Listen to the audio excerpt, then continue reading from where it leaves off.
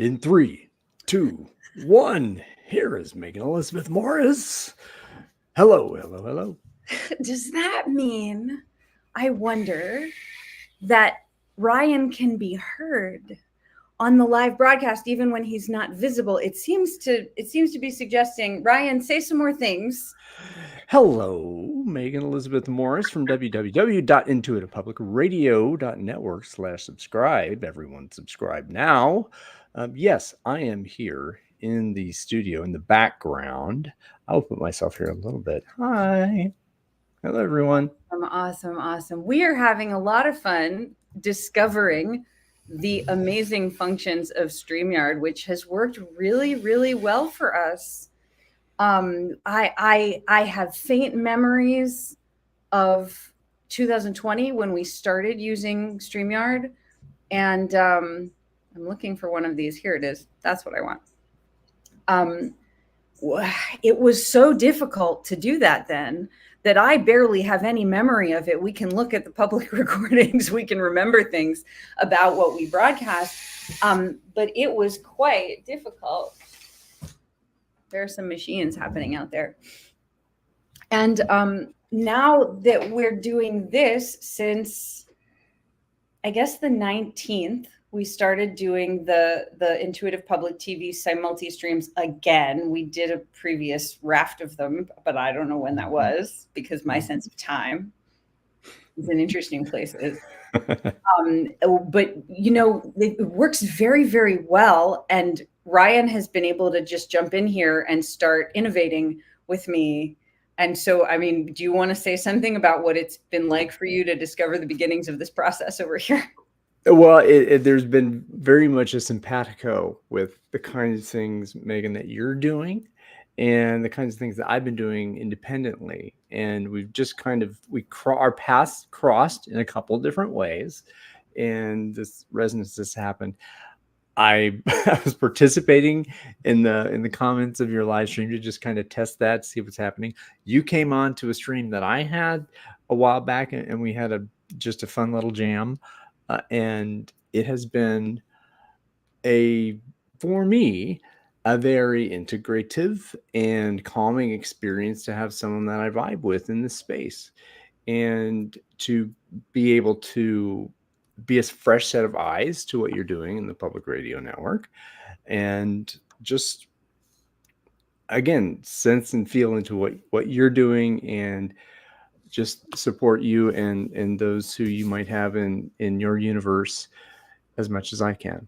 So, and we're going to find out what this all looks like going forward. Like our colleague Scott Perry talks about a lot, being generous in public with what we can do and what we can share is a huge part of doing the work that matters most to us and connecting with others to whom it most matters. We have, well, where did I even put that? So we're talking about brave navigation today. We're talking about all of these ways in which people are having to really focus where is the income coming from? What is the strategy? And we're not just talking about people with no money. We're not just talking about people with severe disability concerns. We're talking about more or less everybody, regardless of the level of resourcing. What's going on in the economics of the planet right now, there's a lot of intensity, there's a lot of hardship, people encountering challenges that they never dreamed that they would encounter, often that are hidden. And many or most of us have really been entrained to serve other interests with our life energy, rather than discovering what most strengthens us and our families. So, like, what are we going to do about that? Because it's that keeps us from solving the income problems that need to be solved. Yeah, and coming at this from my physical trauma, what you would have to say, it has not been in the same way that yours and the others in the network have been, but the income challenges and this idea of, for me, I guess I'll share a little bit that I I had spent a long time, 20 years in information technology. That ended. I went into a little bit of a public kind of exploration. Then I came back into IT with another job. And 5 months into that job, I was diagnosed with cancer, lymphoma in my foot. And then I was fired 5 days after the cancer diagnosis. So this was the third time for me in a couple years that the extractive, competitive, rivalrous, shareholder value at all costs world had kicked me out, or at least had disrespected my human dignity. That last time when it happened right after the cancer diagnosis was a big one. And so I went through some treatment. The lymphoma spread to my central nervous system. So I had to have a brain biopsy to find, that to identify that. Yeah. And then I had a couple of years of cancer recovery. And still today, I think there's some remnants of the brain cancer, I guess. I mean, that's what it was. And as a result of that, my professional ability to come back into the market, it shows up as a huge pastiche, and with darkness and silence and little bits of stuff. And then the last year, basically diagnosed, I've been cleared, and then I'm in the space where I'm looking and discovering, trying to find. So this is the words I have, and then I'll kind of release the riff back to you to how you receive it. Is I was looking for play in the world and all the people I was connecting with, looking for what had that spirit of play and being in with that, and sensing for work, right? That believing that the world and the universe would provide, that there would be divine providence to me as a result of my search for play and with those folks. Yeah. And my sensors weren't working terribly well, and to know what I would need to do to ask to support my independence and to provide the funding flow for myself as I came out of recovery and into this transformation. So my journey is different, but I would say, and this is where I'll release, I'd say there's more people who have that path, that parallel path of trauma, and then this disharmony and this kind of jerkiness that comes into professional life after. And then how do I return to this level of status-oriented monetary accumulation and profit into what is truly an inviting place to show love and care and support for people. So I don't know, but I'm happy to be here to explore that with you and with others who might engage with us here. Very much likewise. What you say about play is so key in all of this. And for anyone who's experiencing hardship, whether it's visible or invisible, whether anybody knows about it, in our most secret of hearts, we know about it, or maybe it's being screamed to the world, as many people are having to do. What we talk about a lot in the network is how any hardship, any trauma is physically, materially, in some way damaging the verbal and relational parts of the brain. Trauma, any kind of trauma, it might be very slight. You might not even realize at all. And of course, it can be very, very hard for people to come to terms with the ways that can be happening. But when someone experiences any level of neurological injury, we talk a lot about how the neurology, parts of the neurology, is set back to child neurology or baby neurology. Maybe not all of it at the same time. That does happen. But a lot of people have just parts of their brains that are in kind of a neurological baby state, and they need what babies need to build the neurons again. And guess what? That is play. we have to have elements of play. We have to have the freedom to make mistakes. We have to surround ourselves with kindness and caring in some way. And people who don't have that cannot repair their neurology, cannot repair their bodies. Ooh, the therapeutic value of play to activate the neuroplasticity that is innately there, and that's also very present to me with some of the conversations that are happening in the space that is outside of this space. That um, that there has been an over-indexing in in the technical space to say that, oh, you need to humanize these technical teams and bring the play and the joyfulness to, and there has been an over-indexing to not show respect and for the sense of I don't understand play. I don't see the value of play, where someone coming in from the sense of, oh, I experience this therapeutic value of it, that I believe in it. I believe.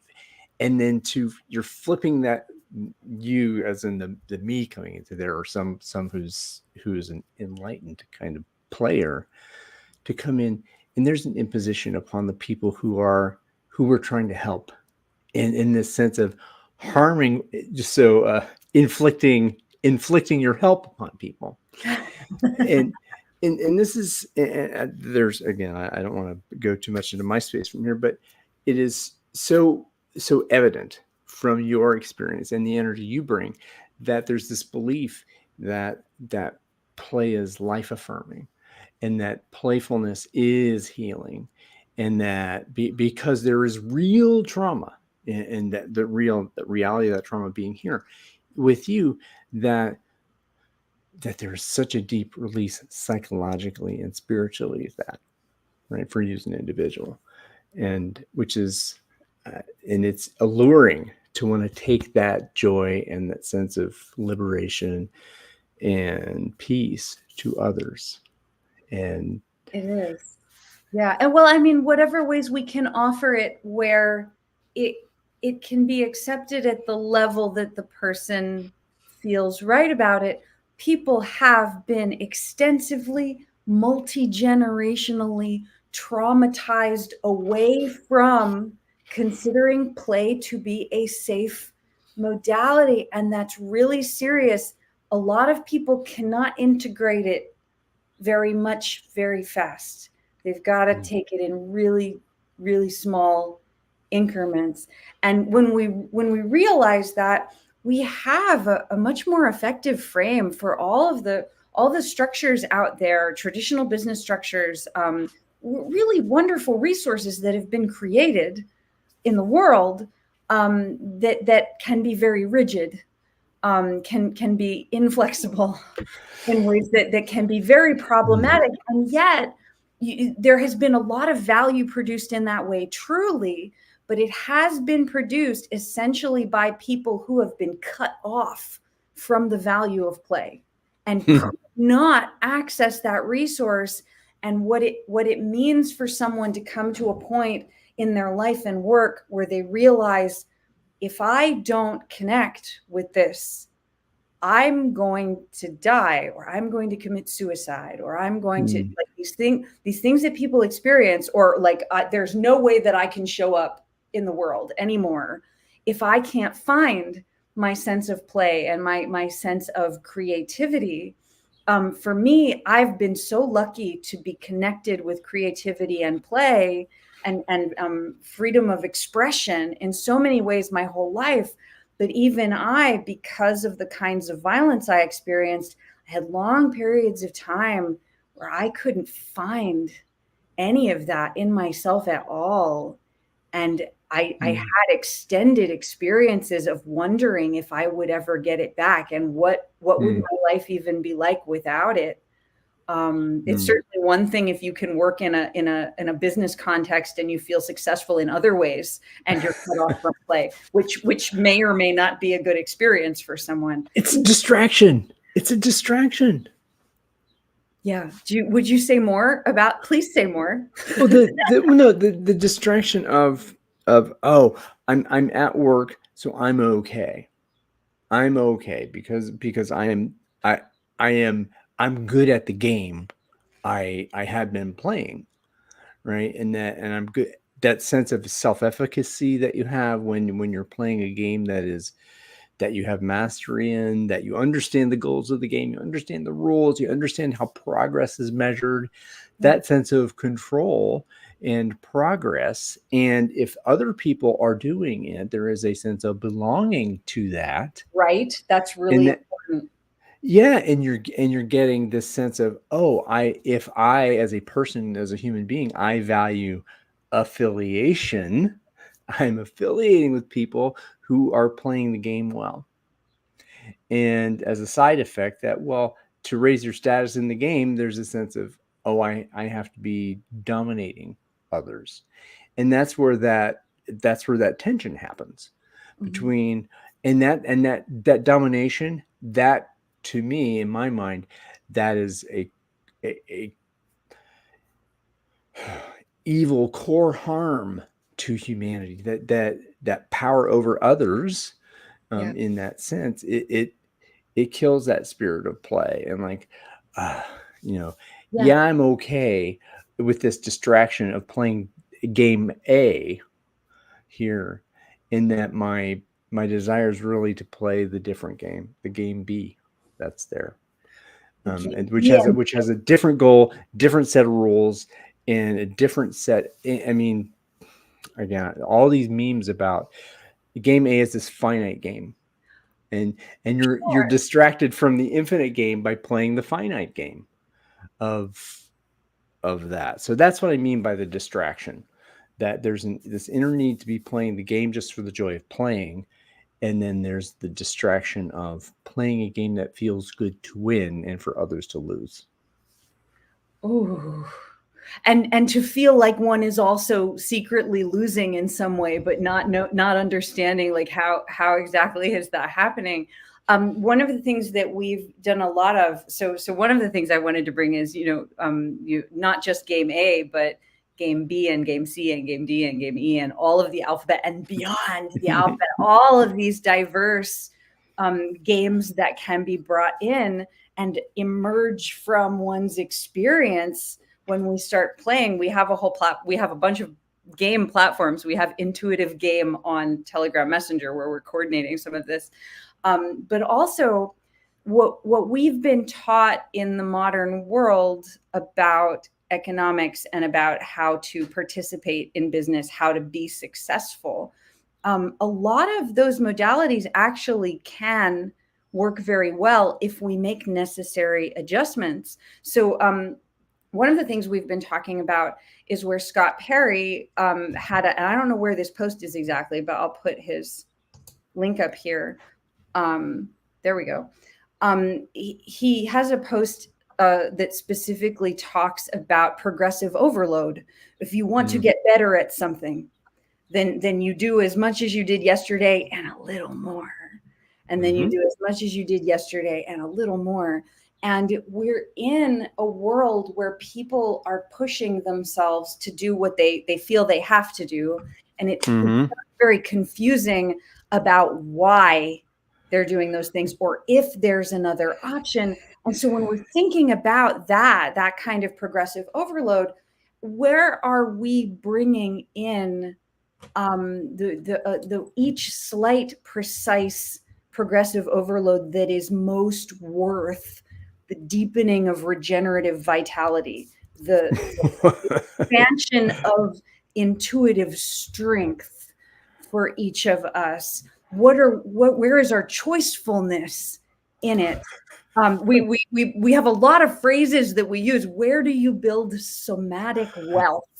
Oh The my! wealth of the You're body. bathing me in this language that just, I have and more. I don't know if I'm getting goosebumps because I'm cold, or if I'm getting goosebumps because the lovely language that you're using here to describe, um, this energy about being whole, being a whole person in this other, this game, that there are finite games within the infinite game, Yeah.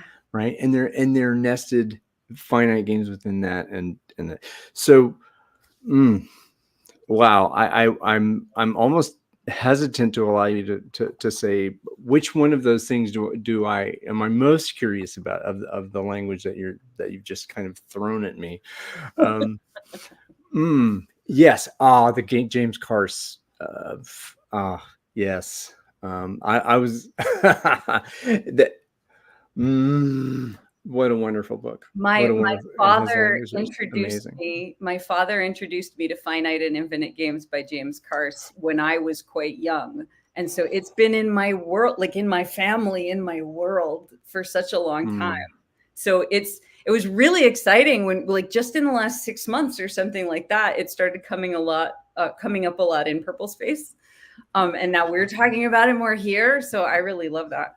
I'm going to bring it back because I don't think I was in there at that time, or I was in the wrong group. So are your channels and folks attuned to what Purple Space is, how that is, how we connected, and that's there, or A lot of people know, and I'm sure a lot of people haven't encountered it yet. We can certainly say more about it anytime we would like to. yeah, well, again, Purple Space being a community sponsored by and created by Seth Godin, noted author in the marketing space, has been there for God knows how long was it? At least since late '90s. That was when the permission marketing and all his stuff came out. But one of these ideas is to create a place where people like us, again, Seth has about 1 million memes that are easy to remember and hit you in the heart, and yet they are tough to realize, as we've kind of taught. But that where people like us do things like this, that's the definition of culture. That is affiliation, people like us doing things like this. That's the system of how we create that. So purple dot space, for, I think you may have had that in there somewhere. Purple dot space is a place you can sign up. It is a membership community that does cost. So there's a bar of entry to say, I'm going to commit to this. I'm going to commit to this. And since I have committed some financial energy to it, I'm going to come back and show up. But for me, if I can only be in one community, that's the one I choose to be in, because there are people like us. We speak the same language. There's a sense of grace, like you talked about. I think we talked about outside of this conversation that some of my struggles, that you have grace for me, and how calming that felt for me. So purple space is a place of grace. I would say that It is, and I do want to say, for those who aren't aware or might not have seen it, the reason that in the Intuitive Network we have invested more in engaging with Purple Space is specifically because the community there has offered a fellowship option, where there's an option there where you can fill out the application, and if you're there to be generous with the community, if you're there in service to the community, and you're doing one of a particular, I forget exactly what they are, but people who are disabled, people who are doing work for the public, service work for the public. There are a few other classifications there that they mention. Then they say you sign up for a fellowship account, and no promises. So, it doesn't say very much about whether they might sweep accounts out if they're not active, which is tricky for disabled people who might suddenly not be able to participate. But what we've been doing in some of our groups is we've been helping one another participate, because it's so crucial for people to be able to engage with a community where the discussion is, what are we making that is meaningful? What are we building together that matters? And, in order to really anchor with the ethic of that, we do have to always be talking about what happens when our community members become suddenly disabled. What happens when somebody encounters sudden hardship? What do we do? A lot of people, even in Seth's communities, don't know what to do in those situations. But the work that we've been doing with Upmarket Magazine and in the Intuitive Network and our other groups, we've been building a bit forward in Purple Space in ways that we could only do because that fellowship option is there. So for those who are looking for it, you can reach out to me. I will help you find it. I think it's like at the bottom of the page or something like that.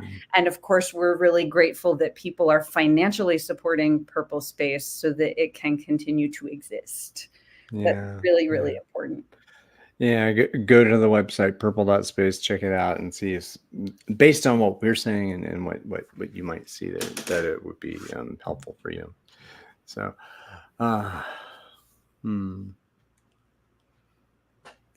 I'm going to mute for a second.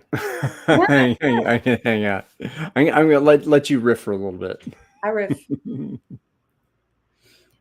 It's been a really amazing experience to explore what resources are actually out there. Every time we find something, we do notice that there is some amount of bridge building that has to occur.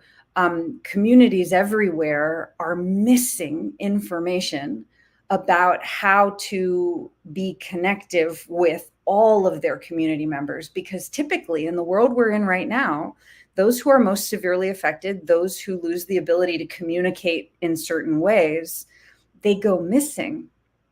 They're suddenly invisible. They're suddenly just not there anymore. And a lot of people don't realize that when that happens, that can mean really radical violence, really radical disablement happening in people's lives. And most people really only have a level of understanding about that is, okay, we got to make our peace with this.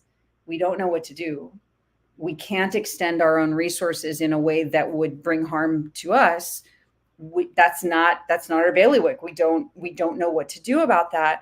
And as we've built in the Intuitive Network over the past decade or so, it has become especially important to take a look at what's going on in any community that we can reach and what communities are most well positioned to be able to bridge with us in these ways.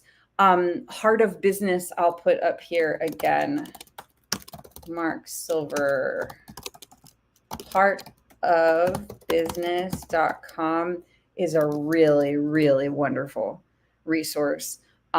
It is because of a conversation that I had with Mark, I think at the end of July or the beginning of August in 2023, that I started being able to verbalize certain things in business communities that I had been pretty much entirely cut off from before that, except in the private network and in some of our public communications in the network that I did not remember and could not build on, could not build relationships with, because we needed there to be people who would really recognize and understand what we were saying.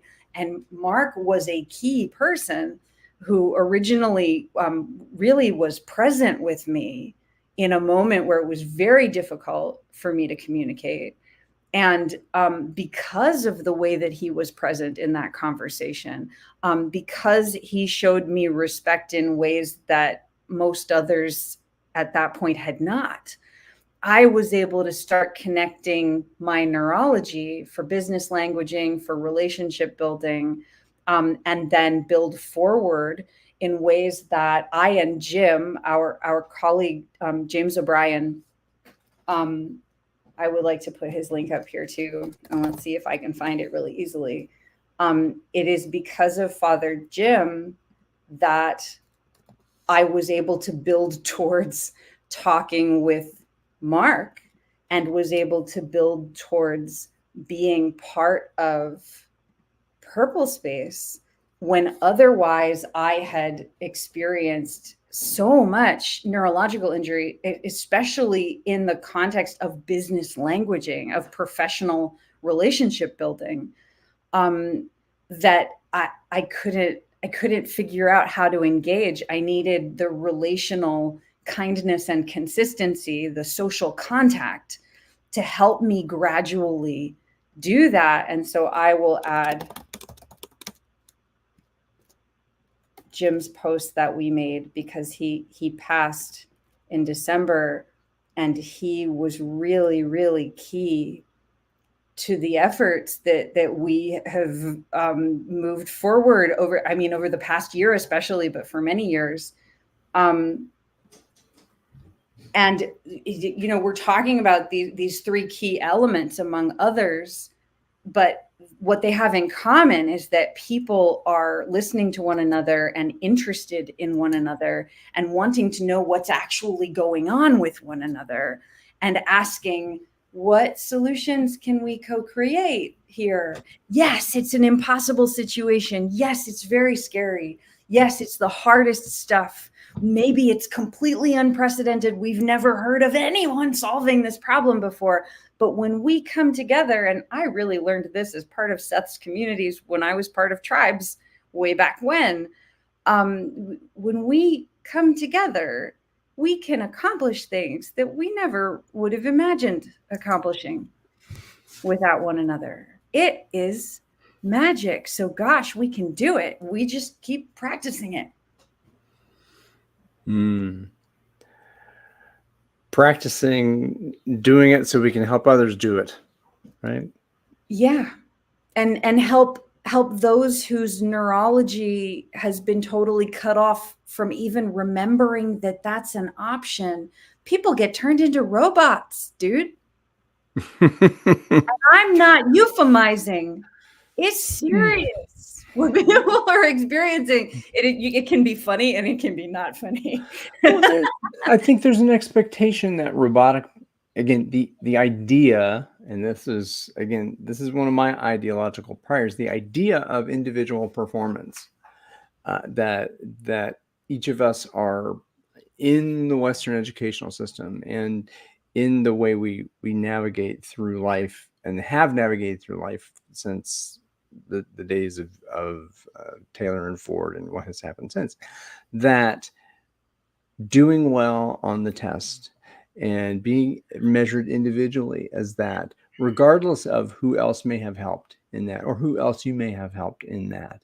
And that there's been an over-indexing on that. There's a part of individual performance that's important important. I don't like when people say important when people are together. So, and this is music for me again, right? So this is that it's important to have training to learn where the notes are in the instrument, whatever your instrument is, and to attain mastery, a level of that. I respect you as a player, Megan, with your instrument, and me, and then, you know, Peter, Paul, Mary, Scott, you know, Father Jim back there, that each of us have an instrument, that it's important for us to have a sense of proficiency and mastery and good technique on that instrument. And also that the measurement of performance is how we play together. How beautiful of a piece of music are we creating together? And that's, some folks say, oh, that's collectivism. Well, not necessarily, because you have to have technique and you have to have mastery and be proud of that for yourself. Mm-hmm. But to be measured on that and to be judged beyond that, I think it doesn't lead to the loving spirit of music and the results that ought to be, that are generative and regenerative in the world. That if this idea of valuing the duality of acknowledging individual mastery and the performance of the musicians of what project we're working with. So yeah, that's you triggered a bit of my musicianship riff there, but it's more of that. Yeah, well, it also came recently out of some other stuff I've learned in the organizational design domain and that kind of stuff, that there's a lot of writing. That there's a book by Alfie Kohn called Punished by Rewards, mm-hmm. right? That this carrot and sticking, this, you're going to be, you will be rewarded if you spend the time in your schoolroom at first grade on the red square, spend time on the red square, and you get the prize, you get the Sprite. And what are we teaching? What is school for? Is school for teaching us how to achieve individually so that we might achieve better than others and compare with one another?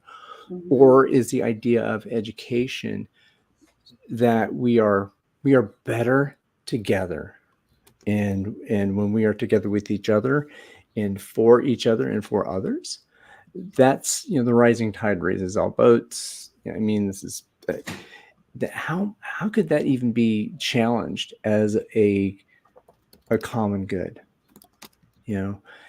And yeah. Mm.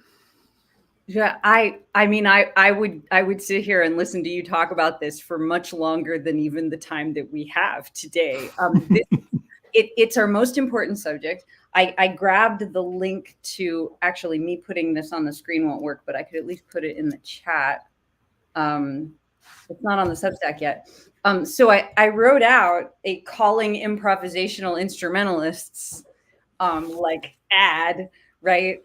So what I got to do yesterday after we moved my headphones is I felt really encouraged. I felt really excited. I felt full of energy because my cerebral spinal fluid was flowing more readily and Mhm. accessibly.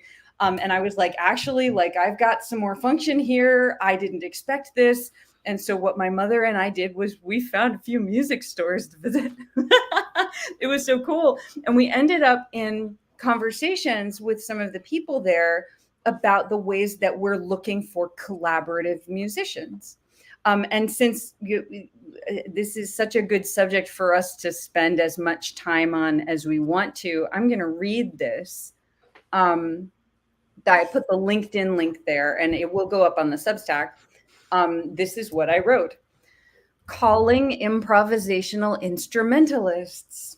Intuitive Public TV is gathering musicians, especially improvisationalists, to form collaborative features in public media to demonstrate how powerfully music and creative musical expression facilitate recovery from severe conditions, particularly conditions that are otherwise considered impossible to recover from, and particularly cases of neurological injury. Oof. We're yeah, it's really personal Oof. to me. We're also featuring conversational intersections about expanded creativity and cognitive capacity for all, not just those who have experienced severe injuries. Improvisational methods for learning, collaboration, and performance have a special place in this conversation, and we're particularly interested in highlighting how reparative they can be. Please reach out to me if you might enjoy being part of our public media features in small ways or large ways and be part of the greater conversation. There's more information there at that link. And I hope I've been, oh, wow, thank you. I can see that you, how did you do that? It's just one of the little features here. That's a production skill. Yes, yes, yes. I hope I've plastered my contact information all over the internet, but here I'll do it again. Message me on Telegram. Wow, StreamYard. Wow. This works. This is working. Thank you, Ryan, for experimenting with all of this. Like, wow, are we learning some really neat things? Yeah, I'm just trying to do this all at the same time and having fun with it. So It's happening. And I mean, that's what we do. I don't know if I mentioned it earlier, if I mentioned it when we were off the air, but Scott Perry talks a lot also about being generous, demonstrating your work in public, being who you are, whatever it is you feel most strengthens you to draw income. Be generous with it in public and let people experience what that is like. And so everything that we're doing in the intuitive network, everything that we're learning, all of the infrastructure that we're building, all of the mistakes we're making, all of the difficult experience. I mean, we have difficult experiences in public too. all the live experimentation maybe that might be happening in some place, in some places. So. It's all improvisation, and we get to practice it where more and more people can access it, and that's so important. And see, and this is the thing I'm trying to get my arms around and mind around and the words around to say that when we talk about creative improvisation, when we talk about musicianship, there's a music beyond what you hear as notes coming out of keyboards, bass guitars, djembe, or whatever. That the music of humanity and our spirit that comes through us as human beings, and that our musicianship to play jazz together means, if you take that metaphor of mastering yourself first in your instrument and respecting the mastery of another, so that, and that we're playing, what tune are we playing, and what is the music we're creating together. Sometimes, hey, it sounds great solo, sometimes sounds even better as a duet, and then when you get the trio, I mean, this idea, but you don't need to have proficiency, like I said, at that device. And in your musical experience, I didn't even know what your musical experience was. And this is another one of those surprising things that happens. And again, the challenge for me is to say this enough that it doesn't, I'm not talking about bringing drum cafe or musical experiences and those kinds of things to organizations or groups or to the network. It's about this idea of the music of you, the music of life, and you as the instrument, and the musicianship of humanity. Whether that happens in an organization like this, in an organization that's just an affiliation of people in purple space, or there's a music to each of the places we're in, each of the venues, and there are people who support I mean, the metaphor is endless, and it doesn't have to be about, hey, I can play guitar. I used to play piano until I was 10, and then the piano teacher was mean to me, and and I quit, and I hate the piano. That's okay. That's okay. It doesn't matter. You had a love of music that was drilled out of you, and then what if there's a bit poured back into that place in your heart that rekindles those smoldering embers of creativity and affords you the opportunity to liberate that sense of being with one another in groove and flow together. And this is just, again, I pop in there and talk about it. I can talk about it for hours, and it is important for me to experience it with people like you, and that you understand. We go there, and now we have this common language around making music together, the music of our project, and whatever project that might be, and that it's a way forward, and it is one of many ways forward, but it is the way it has come to me through my experience as a jazz musician, learning jazz, then diverging from that in life, and then coming back to integrate it again. Yeah, and I want to ask you about that, actually. So my plan that I didn't mention earlier is I want to wrap up at about 5 minutes to the hour, because I have a scheduling thing to tend to. But I really, and this isn't very much time, and I hope that we could expound upon it on another day, because I think it's going to be really interesting to explore. I would really I'll say two things. One thing I want to say first is it's really important for everyone to recognize that anybody who has proficiency in musical performance, whether we're talking about music, or all the other things that are actually also music, everybody has to make noise, sound goofy, have joyful noise. Oh, yes. Yeah, and that has to be okay. That's the only way that I became proficient in my instruments, my body instrument, or any of the other instruments that I managed to do well with, at least for periods of time. And it's important for people to remember that, and we're going to keep talking about that. But I would love to spend this last 10 minutes or so, if you don't mind.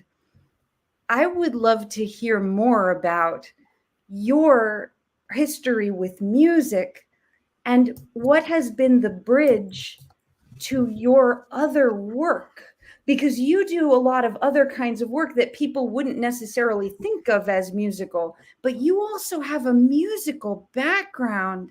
And so if you could say, I mean, I'm only giving you 10 minutes to do it, but yeah, I hope we can talk more about it. Could you give us an introduction that we can expand on later? Well, sure. Well, I can give you the origin story. I can give you kind of if that's interesting to you. Yeah. How did I encounter it? Well, I grew up in rural Terre Haute, Indiana, home of Indiana State University. My pop taught Indiana State for many, many years, paper making, print making, art, all that kind of stuff. And my schooling in my formative years, the young years, was at the laboratory school. I was a lab rat. And I was a lab rat in more than one way, because the band director, the director of music at the lab school at the time, she was an associate professor of bands at Indiana State. And she decided for this little first grade group that contained her son, she would say, I'm going to teach all these kids in first grade, I'm going to teach them how to play the cornet, one instrument together. The cornet kids, cornet with the C, kids with the C. That was kind of cute. So we were the cornet kids playing. And also at that time, she decided, Ms. Judy Grimes, professor emeritus at Elmhurst College, Elmhurst, Illinois, as well as Judy, Ms. Grimes, taught us jazz at a young age. And just to start, it was just the blues, 12-bar blues. Each kid could play a one-note solo. And just do what you can do with one note. Ba, ba, dot, dot, dot, or ba, ba, ba, ba, whatever it starts at, that kids can say, hey, I can do what I want. I only have to play this one note, and I can play what I feel that time. Then went to two notes, ba, ba, ba, ba, ba, ba, ba, ba, ba, ba, ba, ba, two notes, three notes, and then to the blues scale. Bum, bum, bum, bum, bum, bum, bum. And through, we were in the jazz band. It was cool to be in music at that point, from first grade all the way to ninth grade, right? And so I got the bug. I don't know, a few other kids got the bug. I got the bug to be a jazz studies major. It was going to be neurosurgery or whatever, blah, blah, blah. But I ended up being a jazz major, going to Bowling Green State University for jazz studies, graduated with the degree in jazz studies. So I took the blues scale and the knowledge, and attained the reverence for jazz, the desire to be the best bass player in the world, which when you're in a small town, and you're decent, you're kind of, you have more mastery than you're better than, you have more mastery than the other kids in the neighborhood. Like, I'm the best bass player in town. You think you're the pre rock star of everywhere. But again, I took that to say, hey, I'm going to go to school for jazz to learn more. And so I did. And I graduated with a jazz degree, minor in recording technology at Bowling Green State University. And towards the end of the time there, life happened. I met my wife, Debbie, of 30 years. And we had some challenges, some trauma during that last piece of school for me, the senior year. And so jazz went back into the heart. So that burning fire, becomes that, whether you call it a lost love, whether you call it, I don't know what you call it. I'm still kind of trying to figure out the language of it, but that went back inside.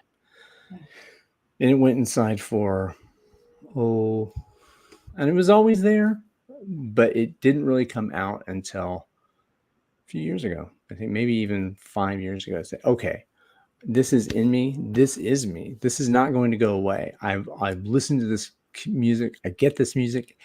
And also, maybe my fingers are not where they once were. Maybe I don't have the chops, but I can recognize who's got the chops. I can recognize and discern when people are in the groove, when people aren't, when there's it's frustrating to have good taste or whatever, good, bad, whatever. I have discernment. That's what I call it. I have the sense of discernment about music in general, orchestral music and this kind of stuff, because you get that when you take music school seriously and you do it. And so now I'm saying, all right, how has that shown up for me? How did it show up for me when I started work in 1998 at the help desk at the local utility? Well, to be a jazz music, you're dealing with surprise all the time. you're showing empathy. And the biggest part of being a jazz musician is listening. You got to have big ears to be able to hear what's going on. And you got to listen, you got to feel, and you play. And you do that constantly. And if you're getting help desk calls every time, oh, surprise this, surprise that. Oh, we've got this going on. How are you doing? Oh, well, okay. But, well, surprise, great. And you get in that groove of helping people. And that grew into, oh, I'm in another area in application support, managed services, that I'm in a small group, not a huge group of help desk agents handling one call at a time and teaming that way, but then in small teams that we respect each other. We're working on a project together, project teams, project management. So all those things, and that's me looking back at that saying, oh, I did that well because I had this musical training as a jazz musician. I was making sense of that while not being cognitively aware of it. So now I'm all right. Okay. I'm 50 years old and okay, so what's this, the last chorus or whatever of my productive years, this next 10, 15, 20 years of my life, where do I want to spend that? And doing work that matters for people who care and people who I care about. And that work is about bringing this loving spirit of music, as I call it, and showing that love as challenge and acceptance in that to others, and bringing that sense of togetherness to the world of work. The music of work, the music of business, not the music business, which is this horrible, awful thing that we know about, this extracted thing. But there is music, and if we think about it, when we view it this way, there's musicality and musicianship. The musicality, but being a musician means that we can be together in the music together, with each other, for each other, which is that with each other, for each other. That is an organizational design dynamic. And from one of the early management thinkers, Mary Parker Follett, who was a peer of Frederick Taylor. And see, this is the business language coming out. Mary Parker Follett was a peer of Fred Taylor in the early 20th century, but she is a woman. So she didn't get into Harvard. She didn't get to teach at Harvard. Taylor did. So that path led that way. But there is another way. There is a way that hasn't been explored, and that's the power with way. That is working in small groups together in federated, decentralized ways that are released from the sense of power over, of division, that is more integrated. And that's the work. That's the work that has happened now because of who I am as a jazz musician and the way that I articulate it with the Beta Codex Live that I do every week, with the work I advocate for with the Beta Codex Network. And what I hope to do with the Riffing channel is to bring, whatever space I'm in, to unleash, reawaken the music in it. I sensed that if I asked you that question, that we would be describing a really beautiful bridging of territory. And I mean, that's a fraction. I want to talk a lot more about the kinds of work you've done. So let's look for spots where we can do that more. It's really important for more of our community members and more of our audiences that are starting to gravitate towards the intuitive network to start recognizing what are the most important resource structures for us to support. What are the most important kinds of projects for us to flow funding to? Yeah. And when we're talking about facilitating recovery for people in severe situations, and when we're talking about anyone, anywhere doing their best, most meaningful work, this is the conversation that needs to be centered and strengthened. And so that is what we're doing. I would go forward to saying that, and this is why Purple Space comes into it again. This is why Seth's work comes into it again. And what is his last book? You know what his last book is? It's The Song of Significance. We're talking about singing a song that is significant, not just this increase, not the song of increase anymore, but you need that, but the song of significance. And what is that for you and I, for the Intuitive Public Radio Network, for those who listen to that song and who want to dance to the song of significance. I think that's a really good note for us to wrap on. Note. That's a really good note. That's really good final chord. Oh, I'm trying to find the music here. Where's the music that we can play out? See, this is me learning Restream, right? Brand. Oh, here we go. Right. So we're gonna do lo-fi. I love lo-fi. Megan, I'll relinquish the full screen to you, and you want to take it out for us? Sure. Whoa! That's me. No, I don't want to be there. I want Megan to be there. There you are. There I am. Thank you, everyone, so much for joining us. Wow, are we having an amazing adventure? Keep watching for our schedule at www.intuitivepublicradio.network. The URL's at the bottom of the screen. Please subscribe. I'll see you tomorrow morning.